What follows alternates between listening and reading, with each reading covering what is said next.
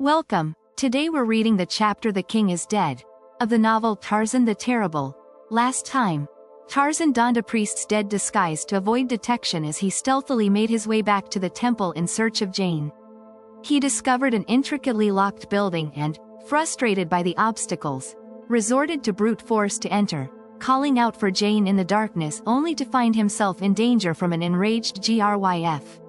Meanwhile, Jane confronted the high priest Ludon, who desired her. Just as Tarzan crashed into the chamber, a warrior named Yadon arrived to rescue her, revealing the king's intentions and the treachery of the high priest.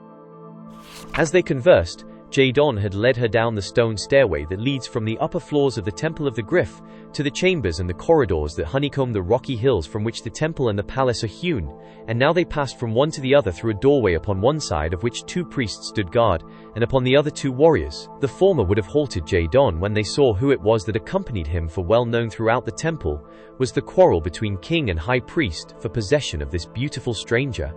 "Only by order of Ludon may she pass," said one, placing himself directly in front of Jane Clayton, barring her progress. Through the hollow eyes of the hideous mask, the woman could see those of the priest beneath gleaming with the fires of fanaticism. Jadon placed an arm about her shoulders and laid his hand upon his knife. "She passes by order of Khotan the king," he said, "and by virtue of the fact that Jadon the chief is her guide. Stand aside." The 2 warriors upon the palace side pressed forward. "We are here, Gund of Jalur," said one, addressing Jadon, "to receive and obey your commands." The second priest now interposed.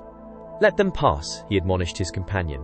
"We have received no direct commands from Ludon to the contrary, and it is a law of the temple and the palace that chiefs and priests may come and go without interference."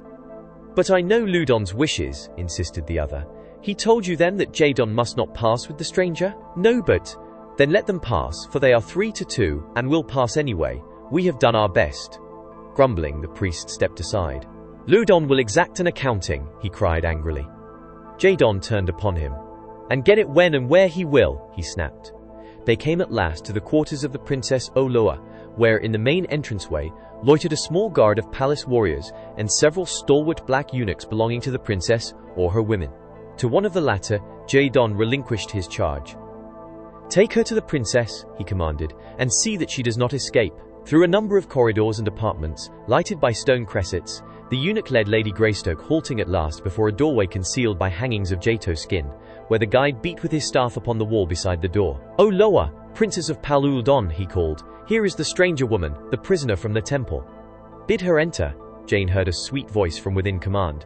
The eunuchs drew aside the hangings, and Lady Greystoke stepped within. Before her was a low-ceiled room of moderate size. In each of the 4 corners, a kneeling figure of stone seemed to be bearing its portion of the weight of the ceiling upon its shoulders. These figures were evidently intended to represent Wasdon slaves, and were not without bold artistic beauty. The ceiling itself was slightly arched to a central dome which was pierced to admit light by day and air. Upon one side of the room were many windows, the other 3 walls being blank except for a doorway in each. The princess lay upon a pile of furs which were arranged over a low stone dais in one corner of the apartment, and was alone except for a single Wasdon slave girl who sat upon the edge of the dais near her feet. As Jane entered, Oloe beckoned her to approach, and when she stood beside the couch, the girl half rose upon an elbow and surveyed her critically. "How beautiful you are," she said simply. Jane smiled sadly, for she had found that beauty may be a curse. "That is indeed a compliment," she replied quickly, "from one so radiant as the Princess Oloa." "Ah!" exclaimed the princess delightedly. "You speak my language. I was told that you were of another race, and from some far land of which we of Paluldon have never heard." "Ludon saw to it that the priests instructed me," explained Jane. "But I am from a far country, princess, one to which I long to return, and I am very unhappy." "But Khotan, my father, would make you his queen," cried the girl. "That should make you very happy." "But it does not," replied the prisoner. "I love another, to whom I am already wed." "Ah, princess, if you had known what it was to love and to be forced into marriage with another, you would sympathize with me." The Princess Oloe was silent for a long moment. "I know," she said at last, "and I am very sorry for you.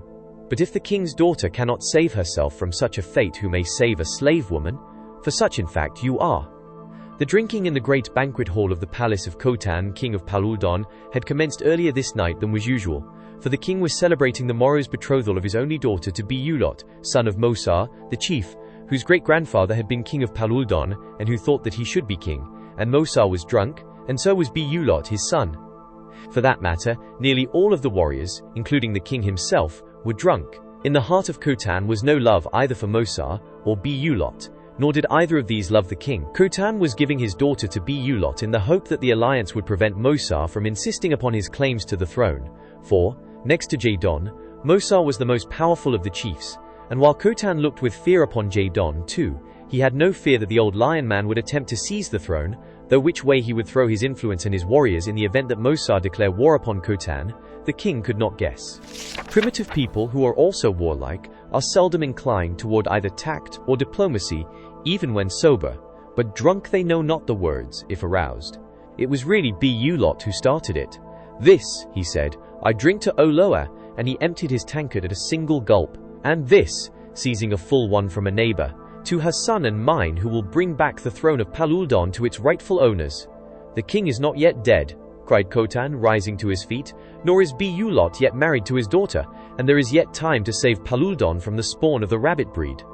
The king's angry tone and his insulting reference to Beulot's well-known cowardice brought a sudden, sobering silence upon the roistering company. Every eye turned upon Beulot and Mosar, who sat together directly opposite the king. The first was very drunk, though suddenly he seemed quite sober. He was so drunk that for an instant he forgot to be a coward, since his reasoning powers were so effectually paralyzed by the fumes of liquor that he could not intelligently weigh the consequences of his acts. It is reasonably conceivable that a drunk and angry rabbit might commit a rash deed. Upon no other hypothesis is the thing that Beulot now did explicable. He rose suddenly from the seat to which he had sunk after delivering his toast, and seizing the knife from the sheath of the warrior upon his right, hurled it with terrific force at Khotan. Skilled in the art of throwing both their knives and their clubs are the warriors of Paluldon, and at this short distance and coming as it did without warning there was no defense and but one possible result. Khotan, the king, lunged forward across the table, the blade buried in his heart. A brief silence followed the assassin's cowardly act. White with terror now, Beulot fell slowly back toward the doorway at his rear, when suddenly angry warriors leaped with drawn knives to prevent his escape and to avenge their king. But Mosar now took his stand beside his son. "Khotan is dead," he cried. "Mosar is king. Let the loyal warriors of Paluldon protect their ruler." Mosar commanded a goodly following, and these quickly surrounded him and Beulot. But there were many knives against them, and now Jadon pressed forward through those who confronted the pretender. "Take them both," he shouted. "The warriors of Paluldon will choose their own king after the assassin of Khotan has paid the penalty of his treachery." Directed now by a leader whom they both respected and admired, those who had been loyal to Khotan rushed forward upon the faction that had surrounded Mosar. Fierce and terrible was the fighting, devoid apparently of all else than the ferocious lust to kill, and while it was at its height, Mosar and Beulot slipped unnoticed from the banquet hall. To that part of the palace assigned to them during their visit to Allur, they hastened. Here were their servants and the lesser warriors of their party who had not been bidden to the feast of Khotan. These were directed quickly to gather together their belongings for immediate departure. When all was ready, and it did not take long, since the warriors of Paluldon require but little impedimenta on the march, they moved toward the palace gate. Suddenly Mosar approached his son. "The princess," he whispered. "We must not leave the city without her. She is half the battle for the throne." Beulot, now entirely sober, demurred. He had had enough of fighting and of risk. "Let us get out of Allur quickly," he urged, "or we shall have the whole city upon us. She would not come without a struggle, and that would delay us too long." "There is plenty of time," insisted Mosar. "They are still fighting in the Paluldon, so it will be long before they miss us, and, with Khotan dead, long before any will think to look to the safety of the princess. Our time is now. It was made for us by Jad ben Otho. Come!"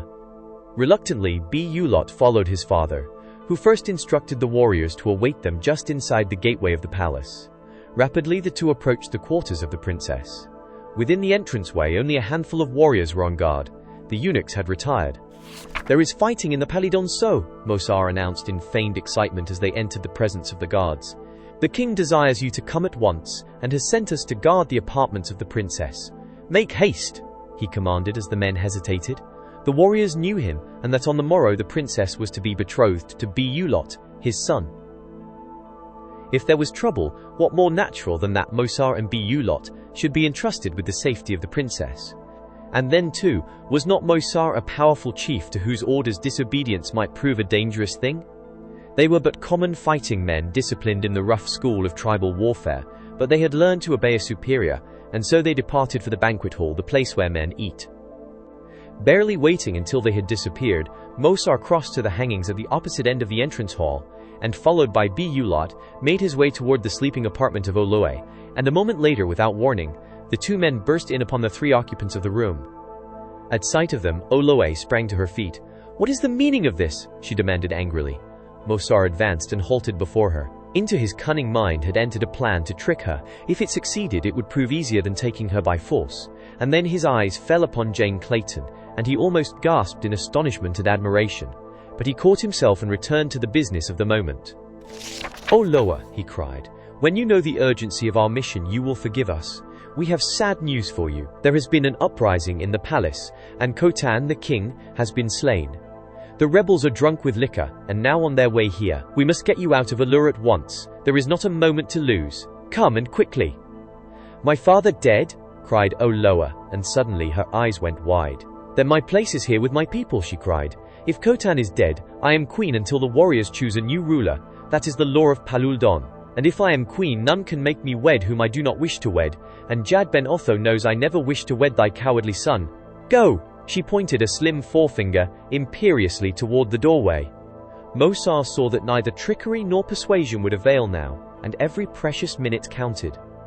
He looked again at the beautiful woman who stood beside Oloa. He had never before seen her, but he well knew from palace gossip that she could be no other than the godlike stranger whom Khotan had planned to make his queen. "Bulot," he cried to his son, "take you your own woman and I will take mine." And with that he sprang suddenly forward, and seizing Jane about the waist lifted her in his arms, so that before Oloa or Panat Lee might even guess his purpose, he had disappeared through the hangings near the foot of the dais, and was gone with the stranger woman struggling and fighting in his grasp. And then Bulot sought to seize Oloa, but Oloa had her Panat Lee, fierce little tiger girl of the savage Korolja Panat Lee whose name belied her, and Bulot found that with the two of them his hands were full. When he would have lifted Oloa and borne her away, Panat Lee seized him around the legs and strove to drag him down. Viciously he kicked her, but she would not desist, and finally, realizing that he might not only lose his princess but be so delayed as to invite capture if he did not rid himself of this clawing, scratching Shijato, he hurled Oloa to the floor, and seizing Panat Lee by the hair drew his knife and... The curtains behind him suddenly parted. In two swift bounds a lithe figure crossed the room, and before ever the knife of Bulot reached its goal, his wrist was seized from behind, and a terrific blow crashing to the base of his brain dropped him, lifeless, to the floor. Bulot, coward, traitor and assassin, died without knowing who struck him down. As Tarzan of the Apes leaped into the pool in the Gryf pit of the temple at Allur, one might have accounted for his act on the hypothesis that it was the last blind urge of self-preservation to delay, even for a moment, the inevitable tragedy in which each someday must play the leading role upon his little stage. But no, those cool grey eyes had caught the sole possibility for escape that the surroundings and the circumstances offered. A tiny moonlit patch of water glimmering through a small aperture in the cliff at the surface of the pool upon its farther side.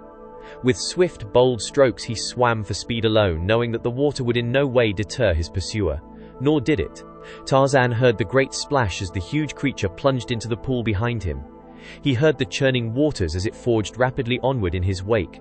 He was nearing the opening. Would it be large enough to permit the passage of his body? That portion of it which showed above the surface of the water most certainly would not. His life, then, depended upon how much of the aperture was submerged. And now it was directly before him and the Gryf, directly behind. There was no alternative. There was no other hope. The ape-man threw all the resources of his great strength into the last few strokes, extended his hands before him as a cutwater, submerged to the water's level and shot forward toward the hole. Frothing with rage was the baffled Ludon, as he realized how neatly the stranger she had turned his own tables upon him.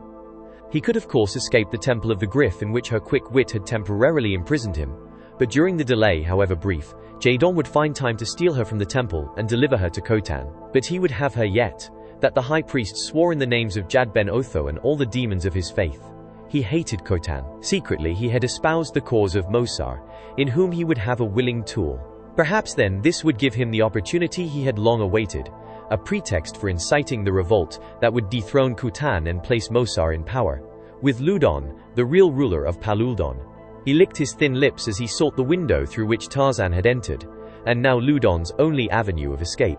Cautiously, he made his way across the floor, feeling before him with his hands, and when they discovered that the trap was set for him, an ugly snarl broke from the priest's lips. "The she-devil," he muttered, "but she shall pay, she shall pay. Ah, Jad Ben Otho, how she shall pay for the trick she has played upon Ludon." He crawled through the window and climbed easily downward to the ground. Should he pursue Jadon and the woman, chancing an encounter with the fierce chief, or bide his time until treachery and intrigue should accomplish his design? He chose the latter solution, as might have been expected of such as he. Going to his quarters, he summoned several of his priests, those who were most in his confidence, and who shared his ambitions for absolute power of the temple over the palace, all men who hated Khotan. "The time has come," he told them, "when the authority of the temple must be placed definitely above that of the palace. Khotan must make way for Mosar, for Khotan has defied your high priest. Go then, Pansat, and summon Mosar secretly to the temple, and you others go to the city and prepare the faithful warriors that they may be in readiness when the time comes."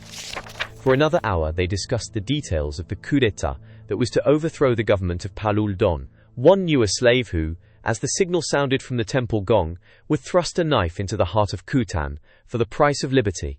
Another held personal knowledge of an officer of the palace that he could use to compel the latter to admit a number of Ludon's warriors to various parts of the palace. With Mosar as the cat's paw, the plan seemed scarce possible of failure, and so they separated, going upon their immediate errands to palace and to city. As Pansat entered the palace grounds, he was aware of a sudden commotion in the direction of the Palais d'Onso, and a few minutes later, Ludon was surprised to see him return to the apartments of the high priest, breathless and excited. "What now, Pansat?" cried Ludon. "Are you pursued by demons?" "Oh, master, our time has come and gone while we sat here planning. Khotan is already dead and Mosar fled. His friends are fighting with the warriors of the palace, but they have no head, while Jadon leads the others. I could learn but little from frightened slaves who had fled at the outburst of the quarrel. One told me that Bulot had slain the king and that he had seen Mosar and the assassin hurrying from the palace." "Jadon," muttered the high priest, "the fools will make him king if we do not act and act quickly. Get into the city, Pansat, let your feet fly, and raise the cry that Jadon has killed the king and is seeking to wrest the throne from Oloa. Spread the word as you know best how to spread it, that Jadon has threatened to destroy the priests and hurl the altars of the temple into Jade Ben Lul. Rouse the warriors of the city and urge them to attack at once. Lead them into the temple by the secret way that only the priests know, and from here we may spew them out upon the palace before they learn the truth. Go, Pansat, immediately, delay not an instant." "But stay," he called as the underpriest turned to leave the apartment. "Saw or heard you anything of the strange white woman that Jadon stole from the temple of the Griff, where we have had her imprisoned?" "Only that Jadon took her into the palace, where he threatened the priests with violence if they did not permit him to pass," replied Pansat. "This they told me, but where within the palace she is hidden I know not." "Khotan ordered her to the Forbidden Garden," said Ludon. "Doubtless we shall find her there. And now, Pansat, be upon your errand." In a corridor by Ludon's chamber, a hideously masked priest leaned close to the curtained aperture that led within. Were he listening, he must have heard all that passed between Pansat and the high priest, and that he had listened was evidenced by his hasty withdrawal to the shadows of a nearby passage as the lesser priest moved across the chamber toward the doorway. Pansat went his way in ignorance of the near presence that he almost brushed against as he hurried toward the secret passage that leads from the temple of Jad Ben Otho, far beneath the palace, to the city beyond, nor did he sense the silent creature following in his footsteps. Did you enjoy today's chapter of Tarzan the Terrible? Why not subscribe and ring the bell?